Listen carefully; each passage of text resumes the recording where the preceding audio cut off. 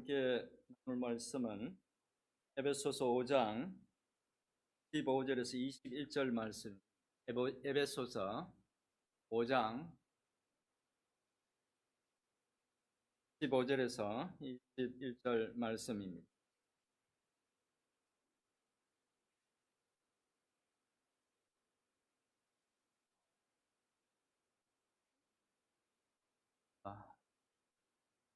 아저씨 파트를 읽겠습니다. 그런즉 너희가 어떻게 행할지를 자세히 주의하여 지혜 없는 자 같이 하지 말고 오직 지혜 있는 자 같이 하여 세월을 아끼라. 때가 악하니라.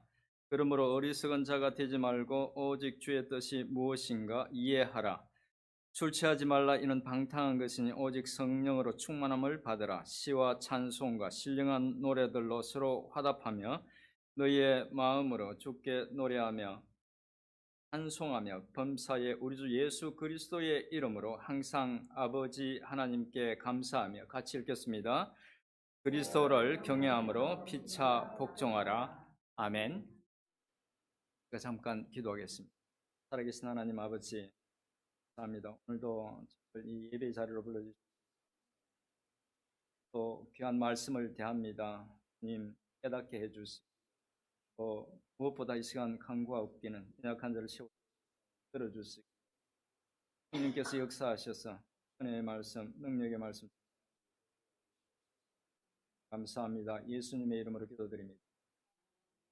교회 창립주일 계속해서 에베소서를 통해서 하나님께서 교회에 주시는 말씀들을 세 번에 걸쳐서 살펴보기 말씀을 나누고 있는데, 오늘 말씀이 세 번째 말씀입니다. 먼저 앞으로 성경을 이렇게 쭉 보실 때 참고하면 도움이 되는 몇 가지를 말씀드리고 본문을 살펴보도록.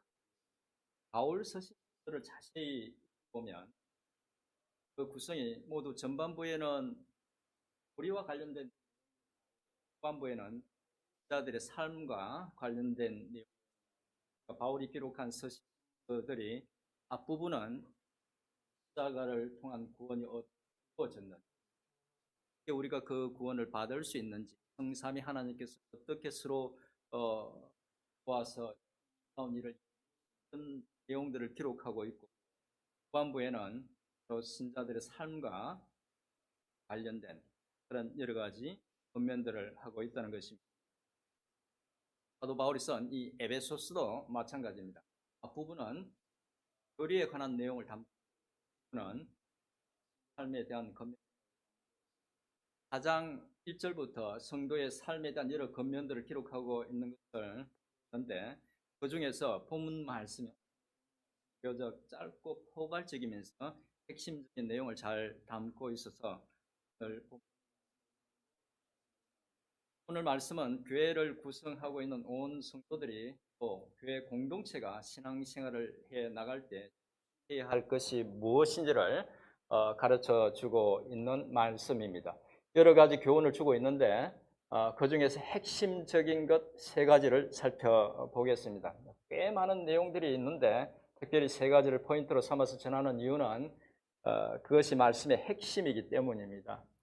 자주 있는 일은 아니지만 간혹 모든 내용이 다 중요해 보여서 이게 포인트가 무엇인지를 잘 모를 때, 그렇게 좀 모호해 보일 때에 헬라어 원어 성경을 보면 정확히 알 수 있는 경우가 있습니다. 오늘 본문도 그렇습니다. 본문에 대한 한글 번역이나 영어 번역을 보면 본문을 무엇을 하라는 여러 개의 명령문으로 이렇게 번역하고 있습니다.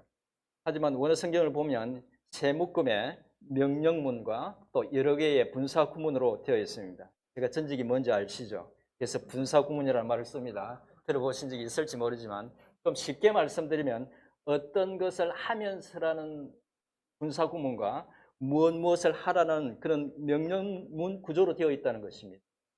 그런데 이런 구조로 말할 때 대부분 중요한 것은 무엇을 하라는 명령이 더 중요합니다. 그렇죠? 밥 먹으면서 공부해. 엄마 말은 뜻은 어디에 있습니까? 공부하라는 데 있는 거죠. 밥 먹든지 말든지 그거는 네가 알아서 하고 공부하라는 데 포인트가 있는 겁니다. 그렇다고 분사로 주어진 내용들이 중요하지 않다는 것이 아닙니다. 모든 내용을 다 다루기에 내용이 너무 많아서 세 가지에 대해서만 다루게 될 텐데 그 근거가 무엇인지를 말씀드릴 필요가 있을 것 같아서 말씀드리는 겁니다. 그러면 바울이 본문 속에서 가장 강조한 세 가지 포인트가 무엇일까요? 첫째는 15절에 너희가 어떻게 행할지를 자세히 주의하여 지혜 없는 자같이 하지 말고 오직 지혜 있는 자같이 하여라는 권면이고, 둘째는 17절에 어리석은 자가 되지 말고 오직 주의 뜻이 무엇인가 이해하라 하는 이 권면이고, 세 번째는 18절에 술 취하지 말라 이는 방탕한 것이니 오직 성령으로 충만함을 받으라는 것입니다. 그럼 이제 본문 속의 제일 첫 권면부터 살펴보겠습니다. 15절을 같이 한번 읽어보죠. 15절 말씀 띄워주시고 같이 읽어보겠습니다. 시작. 그런즉 너희가 어떻게 행할지를 자세히 주의하여 지혜 없는 자같이 하지 말고 오직 지혜 있는 자같이 하여. 예, 이 말씀에서 포인트는 너희가 어떻게 행할지 주의하여. 우리말은 보면 명령문이 아니죠. 원어나 또 영어로 보면 정확하게 명령문으로 되어 있습니다. 영어로 보면 look carefully how you walk. 그러니까 이 말은 4장 이후에 나오는 삶에 대한 여러 가지 권면들을 다 포함하는 그런 어떤 포괄적인 권면으로 볼 수 있습니다. 그러니까 15절의 말씀은 4장 1절에 보면 부르심을 받은 일에 합당하게 행하라. 또 4장 24절 보면 하나님을 따라 의와 진리의 거룩함으로 지으심을 받은 새 사람을 입으라. 또 5장 1절에도 보면 사랑을 받는 자녀같이 너희는 하나님을 본받는 자가 되라. 이런 권면들을 다 포함하는 말씀이라는 것입니다. 쉽게 말씀드리면 이 말씀의 의미가 믿는 도리에 맞게 신중하게 살라는 것이죠. 그런데 이 말씀은 단지 교회 안에서 그렇게 하라는 것이 아닙니다. 이 말씀은 성도들의 삶의 전 영역에서 그렇게 하라는 것입니다. 우리 교회 안에서 우리는 이제 교회 안에서 종종 뭐 이렇게 교회 안에서는 굉장히 거룩한데 세상 속에서는 별로 거룩한 삶을 살지 못하는 신자들을 종종 보게 됩니다. 우리 모두 연약함이 있어서 자주 실수를 하기는 하지만 그래도 그리스도인답게 최소한 말과 행동을 해야 합니다. 그렇죠? 어떤 분이 식사 초대를 해서 식당에 갔는데 웨이터가 실수를 좀 했다고 해서 얼마나 나무라시던지, 그래서 우리가 교인이라는 것을 알까 봐서 소리 내서 이렇게 식사 기도를 하라고 그러는데 식사 소리 내서 크게 기도를 못 하겠더라고요. 예. 작은 실수에 그렇게 화를 내는 사람이 손을 모으고 기도하는 걸 보면 그 사람이 믿는 하나님이 좋아 보일 리가 없겠죠. 같은 신앙을 가진 성도들에게도 잘해야겠지만 믿지 않는 사람들에게도 잘해야 합니다. 또 전에 신학생들이 이렇게 부패해서, 약간 좀 부끄러운 이야기는 한데 부패해서 남을 디스하는 이야기이기도 합니다. 부패해서 몇 번 모임을 가진 적이 있는데 한 사람은 다른 사람들이 그 이제 배가 차서 디저트를 이렇게 먹을 때쯤 되면 꼭 큰 접시에 가득 철판구이를 해서 사람들 가운데 딱 가져다 둡니다. 누가 먹을 거냐고 물으면 대수롭지 않다는 듯이 먹다가 남으면 그냥 두고 가면 된다고. 저는 그 사람과의 어떤 관계가 어색해지는 것이 싫어서 아무 말은 하지 않았는데 속으로 자기가 있으면 저럴까 하는 그런 생각을 한 적이 있습니다. 그런데 또 그런 사람들과는 달리 교회에서는 특별히 뭐 눈에 띄게 어떤 행동을 하지는 않지만 어려운 시간을 보내고 있는 사람들을 찾아가서 격려하고 또 구하게 도와주고 또 어린 아이들부터 어른들까지 사람들을 소중하게 여기고 존중하는 참 귀한 사람들도 있습니다. 제 주변에는 그런 분들이 꽤 많이 있습니다. 제가 그런 분들로부터 신앙과 인생에 대해서 정말 많이 배웁니다. 사랑하는 성도 여러분, 이왕 믿는 거 좀 멋있게 믿으면 안 될까요? 예, 될 것도 아닌 것 때문에 마음 빼앗겨서 뭐 이렇게 질투하고 인생의 그런 소중한 시간들 허비하지 말고 15절의 금연의 말씀처럼 하나님의 백성으로서 믿음에 합당한 삶을 조심스럽게 신중하게 살았어. 어디서 무엇을 하든 그리스도의 향기가 한껏 드러나는 우리 모두의 삶이 되었으면 좋겠습니다. 그렇게 되기를 축원드립니다. 두 번째 명령문 형태로 주어지는 권면은 17절의 말씀입니다. 17절 말씀 같이 읽어보겠습니다. 시작. 그러므로 어리석은 자가 되지 말고 오직 주의 뜻이 무엇인가 이해하라. 네, 말씀의 포인트는 하나님의 뜻을 이해하라는 것입니다. 신앙생활을 하면서 개인적으로 가장 힘들었던 부분 중에 하나는 저를 향하신 하나님의 뜻이 무엇인지를 잘 모르겠다는 것이었습니다. 특별히 중요한 선택을 해야 할 때 이 일을 하는 것이 하나님의 뜻인지 저 일을 하는 것이 하나님의 뜻인지 아무리 기도를 해도 응답도 없고 하나님께서 어떤 징조를 통해서 알려주시면 좋을 텐데 그런 것도 없고 해서 마음이 힘들었던 적이 여러 번 있었습니다. 어떤 경우에는 이것을 하는 것이 하나님의 뜻이라고 생각하고 했는데 일의 결과를 보면 하나님의 뜻이 아닌 것 같아서 힘들었던 적도 있습니다. 무엇보다 제 삶을 향한 하나님의 뜻과 계획을 알고 싶어서 정말 많이 기도를 했는데 하나님께서 이것이라고 가르쳐 주시면 절대 되돌아보지 않고 그 길만 갈 텐데 그렇게 하지 않으셔서 하나님이 원망스럽고 또 의심스럽게 되었습니다. 그러다가 우여곡절 끝에 신학을 공부하면서 하나님 뜻과 관련하여 한 가지 중요한 것을 깨닫게 되었습니다. 제가 깨닫게 된 것은 우리는 어떤 선택을 앞두고 하나님께서 콕콕 찍어서 어떤 것을 하라고 하나님이 뜻을 보여주기를 원하시지만 바로 그렇게 하는 것이 하나님이 뜻을 보여주는 것이고 알려주는 것이라고 생각하지만 하나님의 뜻은 우리가 어떤 것을 선택할 때 이것이냐 저것이냐를 가르쳐 주는 것이 아니라 어떤 것을 선택하는 동기가 어떠해야 하는지 또 선택을 했으면 그 후 신자로서 어떻게 살아야 하는지에 대한 것들이라는 것입니다. 그러니까 저는 어떤 선택을 할 때 이것인지 저것인지를 가르쳐 주는 것이 하나님의 뜻을 보여주는 것이라고 생각을 했는데 말씀을 깊이 알게 되면서 깨닫게 된 것은 신앙적으로 옳지 않은 경우를 제외하고는 하나님은 우리 인간에게 우리 사람들에게 선택의 자유를 주셨고 대신 그 선택의 과정 속에서 그리고 선택한 것으로 살아갈 때에 성경적으로 거룩하게 사는 것이 하나님의 뜻이더라는 겁니다. 그렇다고 어떤 중요한 선택을 할 때 기도하지 않아도 된다는 뜻이 아닙니다. 당연히 우리는 하나님께 도움을 구해야 합니다.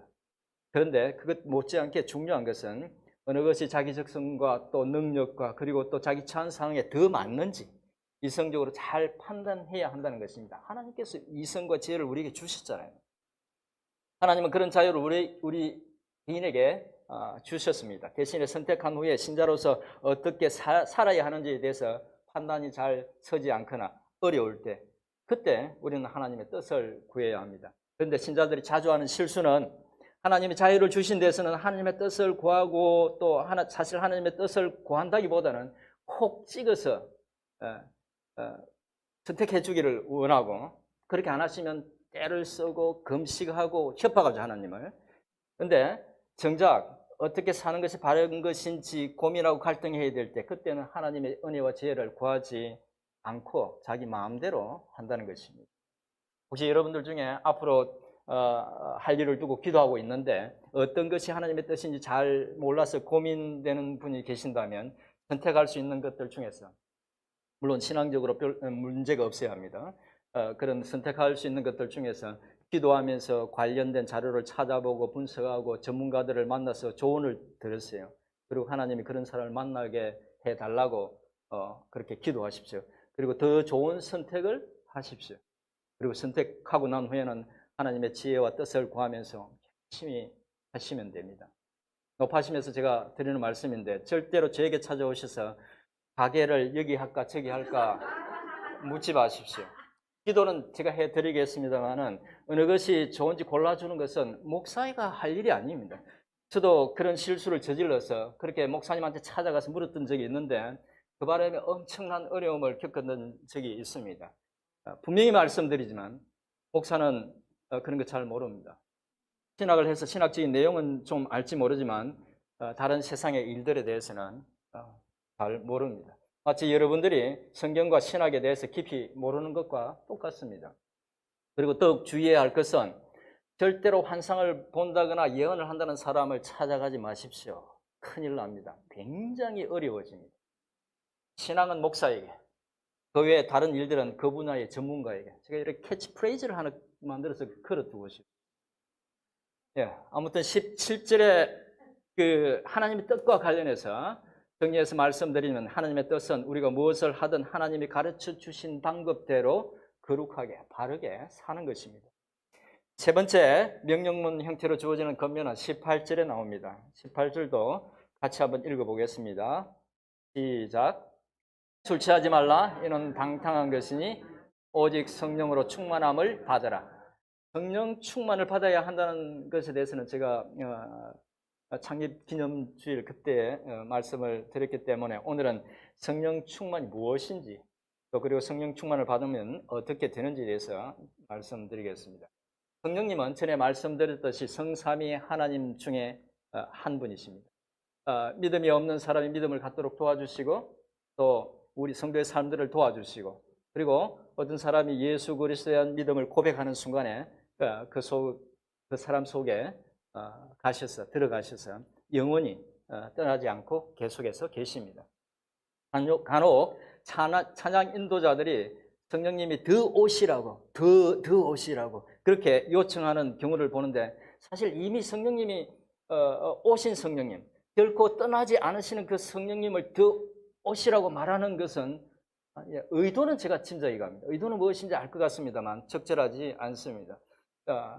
성령님이 인격적인 분이시고 또 이미 우리 속에 계신 분이라는 것을 생각할 때 성령 충만이라는 것은 양적으로 우리 속에 가득 찬다는 그런 개념이라기보다는 우리가 성령님의 능력과 은혜와 사랑을 알고 사모하고 그래서 그 성령님께서 우리 속에서 온전히 우리 자신을 그 성령님께 내어드림으로써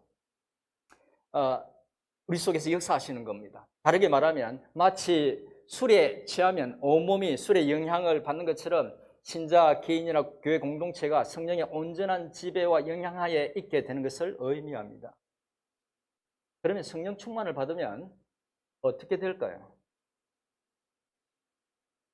방언, 예언, 신비한 체험, 환상, 치유, 아마 이런 것들이 떠오르는 분들이 계실 겁니다. 성도들이 열정적으로 찬송하고 부르짖어 기도하면 오순절 성령 강림 사건 때 있었던 그 놀라운 역사들이 또 사도들이 그 어떤 사역 속에 일어났던 그 놀라운 성령의 역사들이 지금도 일어날 수 있다고 믿습니까? 이것이 적절하게 대답해야 될 타임을 정확하게 하시는 것 같습니다. 만약에 그런 생각을 갖고 있다면 안타까운 사실이지만 그런 분들이 계시다면 말을 안 해서 그렇지 난 그런데 그런 분들이 계시다면 이런 겁니다. 순복음 교회 교인들 앞에서 지금 아주 보수 장로교회 목사가 설교를 하고 있는 겁니다. 예. 일단 초대교회 오순절 성령 강림에 대한 PCA, 우리 교회가 속해 있는 교단이죠. PCA와 같은 그런 어떤 보수 장로교회의 신학적인 입장을 말씀드리겠습니다. 오순절 마가다락방에서 기도할 때 불의 혀같이 성령이 모인 모든 사람들에게 충만하게 임하고 성령 충만을 받은 그들은 성령이 말하게 하심을 따라서 다른 언어를 말하기 시작했고 랄랄라 그런 방언이 아닙니다. 이거는 정확하게 언어입니다. 다른 사람들이 이해할 수 있는 그때 각지에서 온 다른 언어를 쓰는 유대인들이 제자들과 사도들이 하는 말을 각기 자기 말로 알아듣습니다. 보수 신학의 입장에서는 이 사건을 구약의 요엘서, 그 요엘서에 예언된 성령 강림이 실제로 이루어졌다는 예언의 성취와 이제 성령 시대가 시작되었다는 것을 알리는 이례적인 사건으로 봅니다.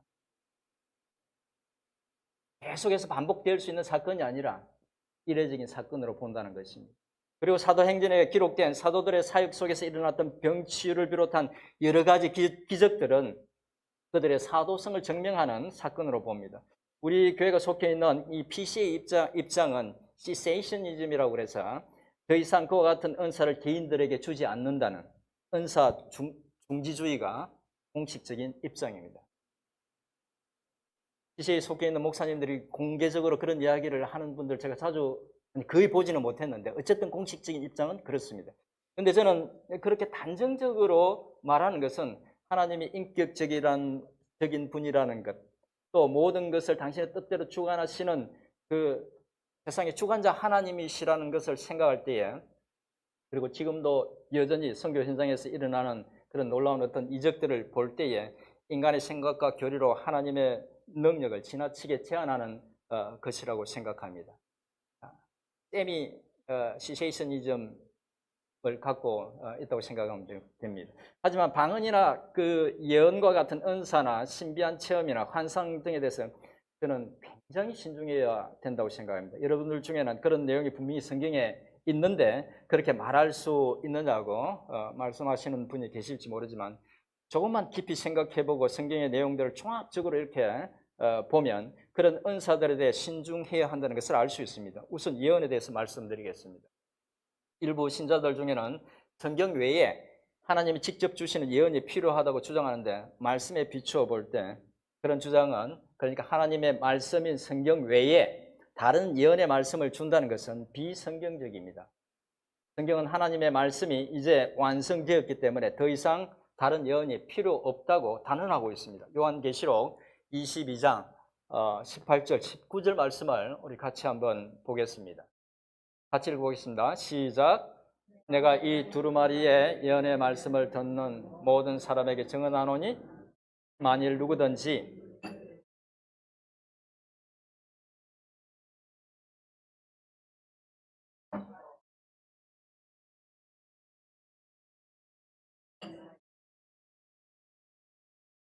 이 두루마리에 기록된 생명나무와 및 거룩한 성에 참여함을 제하여 버리시리라. 굉장히 엄중한 말씀입니다. 성경의 말씀에 더하거나 말씀에서 어떤 것을 제하면 안 된다는 말씀입니다. 성경 내용만으로 충분하다는 것입니다. 사실 성경을 자세히 보면 신자가 어떻게 구원을 받고 어떻게 살아야 할지에 대한 내용들을 충분히 담고 있습니다. 그것도 제대로 못 살아서 늘 문제죠. 더 이상 다른 예언을 더할 필요가 없다는 것입니다. 근데 예언을 미래를 내다본다는 의미로 볼 때도 그런 예언은 비성경적입니다. 전도서 7장 14절을 또 한번 같이 보겠습니다. 전도서 7장 14절입니다. 네, 같이 읽어보겠습니다. 시작.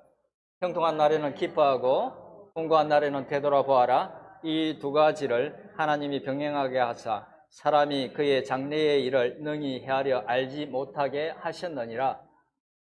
하나님은 사람이 그의 장래의 일을 알지 못하게 하셨다고 말씀하고 있죠. 그런데 어떤 사람들은 자신이 기도를 많이 해서 예언의 은사를 받았고 다른 사람들을 위해서 기도하면 그 사람의 미래가 보인다는 말을 합니다. 이 말씀에 비추어 볼 때에 그 사람의 말이 옳습니까? 틀립니까? 틀리죠. 옳지 않습니다. 하나님이 허락하신 것이라고 볼 수 없는 것입니다. 어떤 신자들은 그런 사람들의 말에 유혹되어서 성경보다 그 사람들의 말을 더 믿습니다. 그리고 그런 신령하다고 생각하는 사람들과 자신이 다니는 교회의 목회자를 비교해서 목사가 기도를 많이 안 해서 영역이 부족하고 그래서 예언 투시의 은사가 없다고 병치유의 그런 은사가 없다고 신령하지 않다고 비판하죠. 여러분 제가 그런 분들을 참 많이 만나봤는데 거의 모두 예수를 파는 땡땡입니다. 험한 말을 쓰지 말라고 그래서 땡땡입니다. 절대로 가까이 하면 안 됩니다. 여러분들 중에는 아마 방언과 성령의 은혜와 능력을 체험했다고 하는 사람들을 만나보신 적이 계실 것입니다. 저도 여러 사람을 만나봤는데 그런 분들이 다 그런 것은 아니지만 인격이 훌륭한 사람들을 찾아보기 어렵습니다. 만약 그 사람들이 제대로 성령을 체험했다면, 성령을 받았다면 가장 먼저 나타나야 될 것은 인격의 변화입니다. 그렇지 않다는 것은 곧 그들이 온전한 그 인격체이신 성령님을 제대로 만나지 않았다는 것을 말해줍니다. 그리고 저는 방언하고 또 성령의 능력을 체험했다고 주장하는 사람들이 교회를 심히 어렵게 하는 경우를 자주 봤습니다. 조심해야 됩니다. 그렇다면 성령이 충만해지면 어떻게 될까요? 말씀드린 것처럼 성령이 충만해지면 자연스럽게 그 사람의 삶에 성령의 열매들이 맺힙니다. 갈라디아서 5장 22절, 23절에서 말씀하고 있는 성령의 열매들이 맺히기 시작합니다. 인격이 변해서 사랑과 희락과 화평과 오래 참음과 또 자비와 양성과 충성과 온유와 절제와 같은 그런 열매들이 자연스럽게 맺힙니다. 이것을 성령 충만하면 앞에서 말씀드린 방언하고 환상 보고 예언하는 것이 아니라, 그럴 가능성이 전무하다고 단언할 수는 없지만 그것보다 우선 하나님이 보시기에 또 사람이 보기에 아름다운 인격이 된다는 것입니다. 태초에 하나님께서 지으시고 보시기에 좋았더라고 말씀하신 그런 모습이, 그런 완전한 모습이 된다는 것입니다. 그러면 성령 받은 사람은 어떻게 구분할 수 있겠습니까? 쉽습니다. 성령의 열매를 보면 금방 알 수 있죠. 크게 요란하지도 않은데 말도 별로 없는데 삶의 성령의 열매들이 있다면 그건 틀림없이 성령의 사람입니다. 반면에 아무리 큰 은혜를 체험하고 환상을 봤다고 주장할지라도 그 삶의 성령의 열매가 없으면 가짜일 가능성이 아주 많습니다. 그러면 어떻게 하면 성령 충만을, 그러니까 온전한 하나님의 다스림 속에 있을 수 있을까요? 말씀드린 것처럼 성령님은 인격적인 분이기 때문에 우리의 요구대로 움직이는 분이 아닙니다. 성령 받아라 그러면 성령님께서 기다리고 있다 쫓아 들어가는 그런 분이 아니라는 거예요. 절대 인격의 하나님이십니다. 근데 우리가 간절히 구하면, 그리고 우리 자신을 내어드리면 점점 우리 속에서 더 충만하게 역사하십니다. 누가복음 11장 13절을 보면 이렇게 기록하고 있습니다. 누가복음 11장 13절 같이 읽어보겠습니다.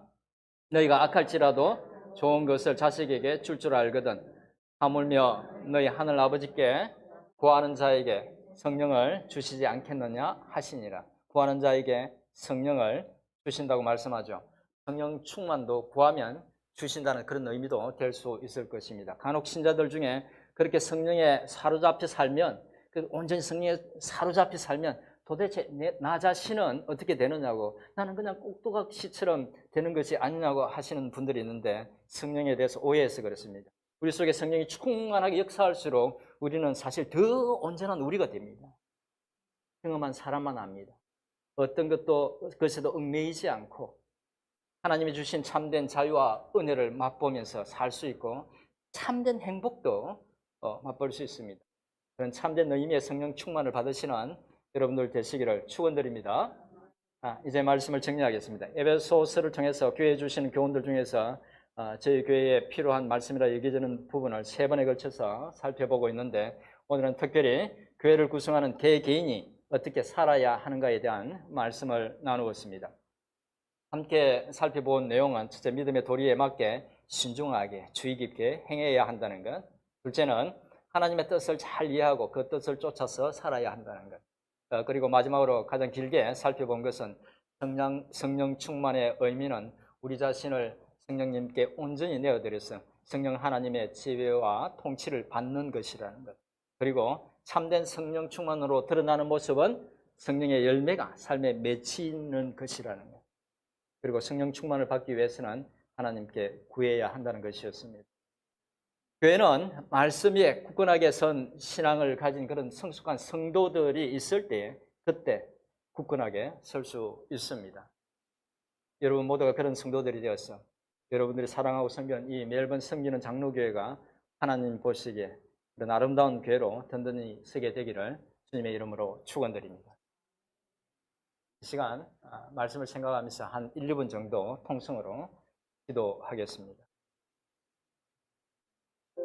살아계신 하나님 아버지, 감사합니다. 아버지 하나님, 오늘도 말씀으로 저희를 교훈해 주셔서 감사합니다.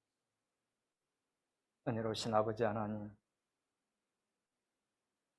깨닫게 해주신 말씀대로 살 수 있는 능력 주시고, 주님 늘 삶을 살아가면서 정말 당신의 백성으로서 거룩하고 또 흠없이 아름답게 귀하게 살아가는 저희들 될 수 있기를 원합니다. 또 하나님의 선한 뜻이, 우리의 삶을 향하신 선한 뜻이 무엇인지를 분명히 알고 그 뜻을 쫓아서 분별하며 살아가는 저희들이 될 수 있도록 은혜를 베풀어 주시옵소서. 하나님 아버지, 성령을 사모하는, 성령의 충만을 사모하는 귀한 성도들, 주님 저들 가운데 충만히 임하셔서 주님 주시는 그 은혜와 그 사랑과 그 축복을 누리며 살아가는 저들의 삶이 될 수 있도록 은혜를 베풀어 주시옵소서. 온 성도들 위해 그런 은혜가, 그런 축복이 넘치기를 소원합니다. 아버지 하나님 함께해 주시옵소서. 감사합니다. 주님 감사합니다. 은혜가 풍성하신 하나님 아버지, 말씀을 통해서 교회 공동체로 또 신자로서 마땅히 해야 할 것을 가르쳐 주셔서 감사합니다. 하나님 아버지, 말씀을 대할 때마다 어떻게 살아야 할지는 알겠는데 말씀대로 사는 것이 여전히 어렵습니다. 저희 연약함을 아시는 아버지 하나님, 교훈해 주신 대로 살 수 있도록 도와주시고 필요한 지혜도 주시고 능력도 주시옵소서. 늘 선한 것을 사모하는 마음을 주시고 주님의 뜻대로 살고자 하는 거룩한 소망도 주시옵소서. 특별히 어려운 가운데서도 말씀대로 살기 위해서 애쓰는 귀한 심령들, 순종하는 그 귀한 심령들, 하늘에 신령한 것으로 땅에 풍성한 것으로 축복해 주시고 도와주시옵소서. 예수님의 이름으로 기도드립니다. 아멘.